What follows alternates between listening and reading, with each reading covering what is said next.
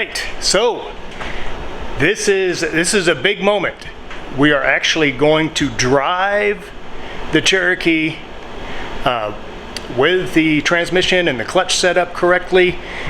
The motor has been broken. Actually, it was broken a little over a year ago. So that's not a big deal, but driving it is a big deal. So let's get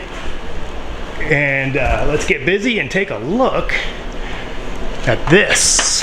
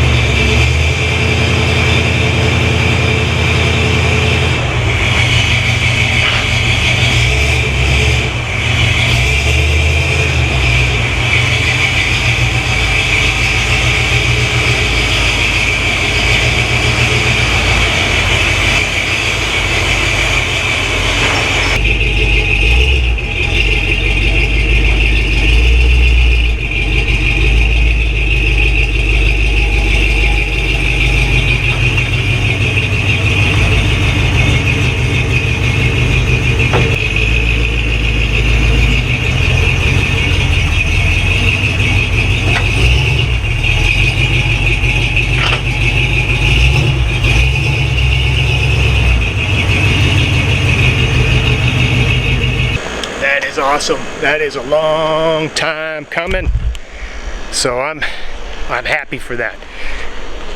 What we're going to be doing next is we've got a lot of little things and we've got wiring to do, etc., etc. So I'm thinking that we'll do an easy one. We'll knock out those two panels that go in the passenger compartment in the rear seat. We'll knock those out, and then we'll get into the wiring, because wiring is some kind of dull stuff, especially on video. Let's look at a new tool that I got. We needed, as you know, with the Cherokee, basically we had oil leaks on the axles and on the transfer case and on the transmission. We needed to get fluids back into it. And I don't know if you've ever used these before. These are little hand pumps. And this is a lesson in frustration, because these things are really horrible to use. And then when you consider that you're pumping oils, which are really slippery, they get coated in the oil. The hoses keep popping out of the containers and out of the equipment that you're putting it into. And so they get quickly coated in oil and nastiness, and then you've got to be able to pump that, and it's a horrible mess. So I bought this to alleviate that, and it's a really nice setup. It's got a pressure tank. You put your fluid in the tank, you add air pressure to it, and then you have these air lines of different sizes that you can plug in, and basically you add some air pressure to it, hit the switch, and it pumps it in for you. Easy peasy, no mess, no cleanup. It's a lot better setup. But guess what? I ordered that and it took 2 weeks to come in. So I had to use that horrible piece. And it just confirmed that if possible, I will die before I ever use one of these again.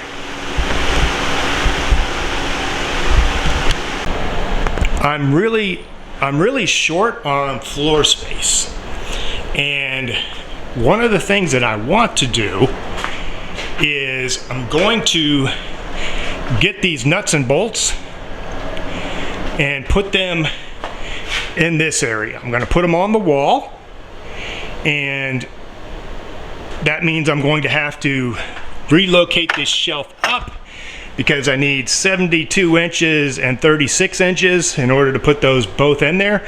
I want it to be reachable, and I don't want to put them up high on the wall, because then I won't be able to get to them unless I have a ladder. So let's get busy on that. We'll do some shop organizing first, and make the shop a little bit better, and then we'll get to working on the Cherokee.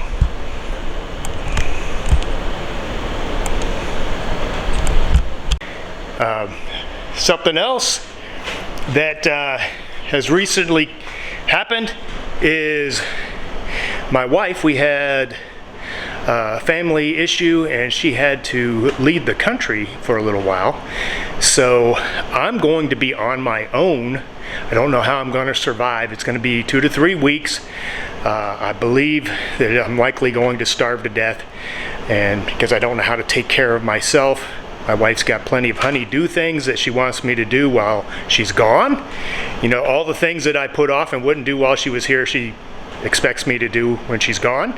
So we'll see how that works out. How I'm going to manage, I don't know, because she has everything in a specific place. And it's hard to find. And then when I do find it, she then moves it so that I no longer know where it's at. So I'm certain that that's a woman thing. That's not just my wife. That's something that's universal. So if you don't see any videos after this, then you know what happened. I probably starved to death, or I'm wandering around on the streets or something. So hang in there. Let's get busy on this thing. We're getting close to the end.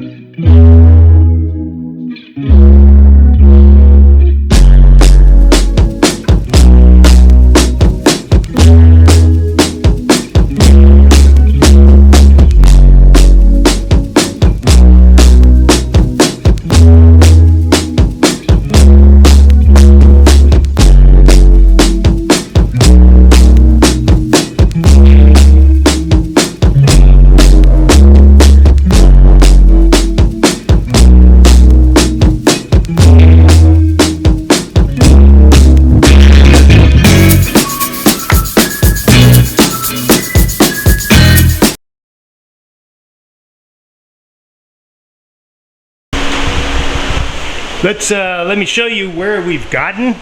I mean, look, the shop is a mess, but I'm going to gain all that floor space. And I don't know, but I forgot all about this, but I made a cart in order to put the parts bins on, and that's super cool. So I've got to find a place to put that where it doesn't take up floor space. Maybe I'll put it in alternate storage somewhere. But this is where we're at. I had to drop this platform down about 4 inches to get it to fit. And so basically I am going to mount those racks back there. I'm going to put a kick panel right here, a 1x6, and we can tie into that. And then it's also still high enough that I can slide my desk underneath there and still keep all that drawer space. But let me go ahead and get busy working on that.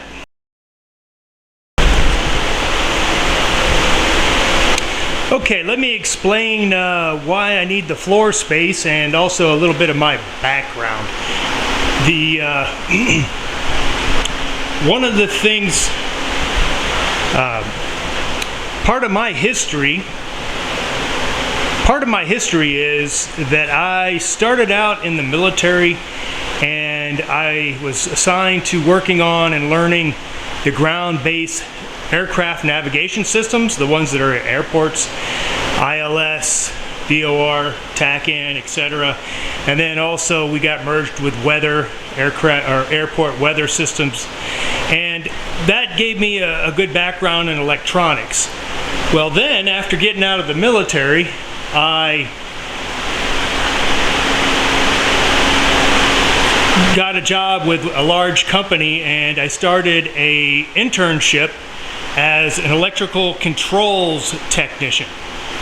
I did that for several years, and then I moved up into the engineering group, and basically over the last 20 years I've been doing engineering work, also supervisor, also a maintenance manager, etc. And one of the things that was common everywhere I went when maintaining a maintenance area, tables, horizontal positions have a history of accumulating junk and tools and parts. Every place there's a horizontal position, people throw stuff on there and it doesn't get put away. So you always want to limit or minimize the amount of horizontal space you've got, because it'll fill up with stuff, parts and trash and other things and tools. So you always want to minimize that. And also, when you put equipment up against the wall, it's almost impossible to clean behind. So you also want to minimize that. So one of the things that I would like to do so that I can get more floor space back is to move stuff to the walls. And also I was thinking about up here putting a 36-inch platform overhead, and so that way I can move some of these toolboxes and some other things up and off the floor. Those toolboxes would hold specialty tools and things like that, things that I don't use every day but is available and easy to get to when I do need them, but they won't be sitting on the floor. The reason being is I would love to get a small plasma table so that I can cut my own parts instead of having to purchase those parts or to get them cut by another company.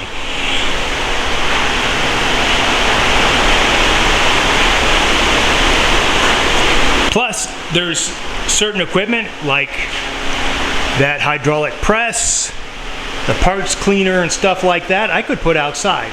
I'm thinking about, I've got a 16-foot by 30-foot slab in front, it's the driveway to the shop, and I would like to put a roof over that, and that way I can move the stuff that's not so sensitive to being out in the environment outside to where I can use it outside.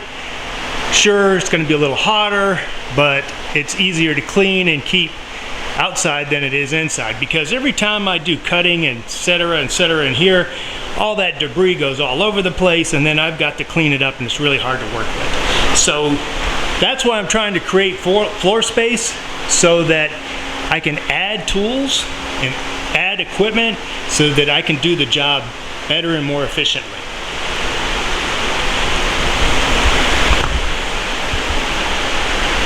Well, that's my rant.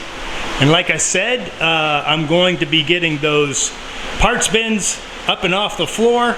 That's first. You can see the progress I've made there. But that's the goal right now. So hang in there as we keep working. We are making significant progress. I've got the racks set up. I'm putting the trays in place.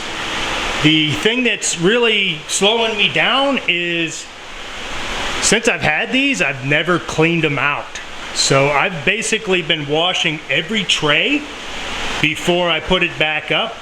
So that's going to take as long as it did to take and move the table down and put the racks in. But hopefully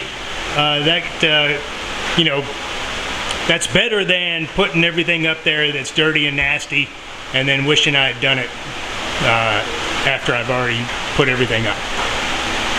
So let me get busy and I'll show you when it's finished, and then we'll get to working on the Cherokee. Okay, so this is the best, coolest drop light that I've ever had. It's made by Ryobi and it's cheap. It's awesome. What I did is I modified it because it came with a little hook that really doesn't hook on the crap. But I added 2 industrial grade magnets, copyright pending. This has given me some grief. I've had to remount that magnet several different times, but check this out. It plugs into anything that's metal. And Goes bright.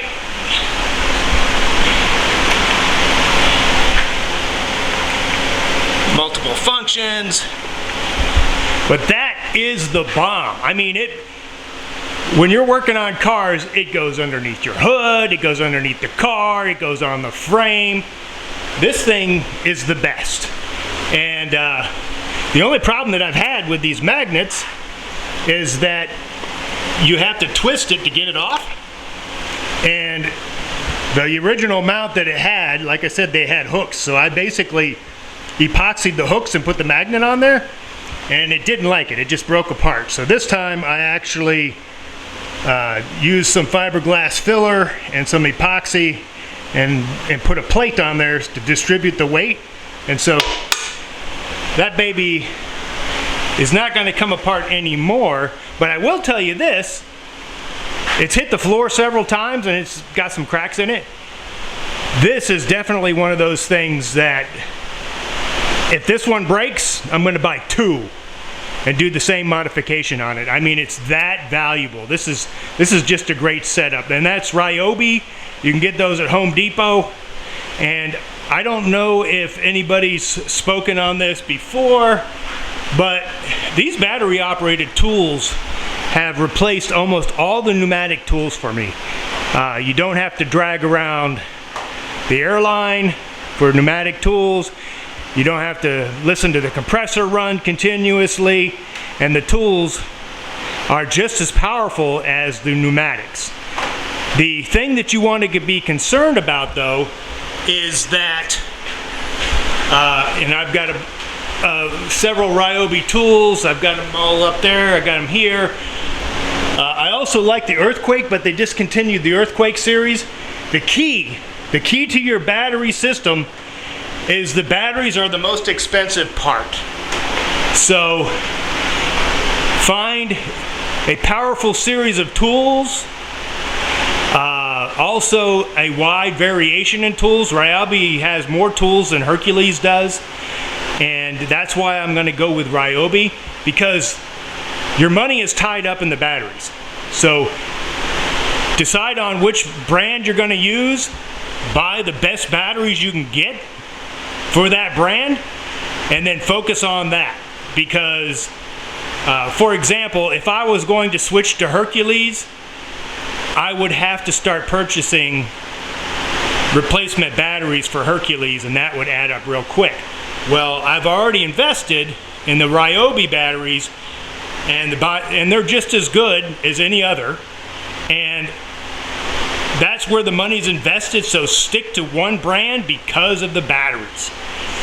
And if you ever get to the point where they're not providing the tools that you need anymore, then use up the tools that you have, and then make a decision to go to another brand and start buying up those batteries, because it's all tied to the batteries. And the thing that changed my mind was about a year ago, Ryobi came out with an ultra torque impact gun that actually beats the Earthquake impact gun, and that's pretty impressive. Now, the Earthquake was about number 3 behind Ingersoll Rand in Milwaukee on torque. However, you can get the Earthquake brand for 1/3 of the cost of those premium brands, and they last 80% as long. And like I said, the Earthquakes, I haven't had any problem with the Earthquakes. The thing is, they just discontinued them, and they've gone to the Hercules brand. So it's definitely worth it to go to a medium brand tool like Ryobi or Hercules than it is to go to Milwaukee or Ingersoll Rand, because you just spend so much money on those tools when you can get a quality tool that does 80%, or its performance is 80% as good as those premium brands, and you only have to pay 1/3 of the price. Okay, Rock Lawrence out. Stay tuned. We're still working on the Cherokee. The sexiest, prettiest sport utility wagon ever built. Okay, so let's wrap up this video. I hate to say it, but we're not going to get any work done on the Cherokee. However, I have the stuff that I need to take and do those 2 panels, and we'll start that on the next video. This took a lot longer than I expected, but let's see the final product here. If you look, now I've got all this space here, and if I move this table around a little bit, I could actually move things around and have room for that plasma CNC table. And this is, we moved all that stuff off the floor, we put it in here, and I've got counter space there that I can fill up with parts and tools and junk, along with my table to fill up with parts, tools, and junk. But I'm going to continue working on this, get things organized, make better use of my space. But I'm happy. I like it.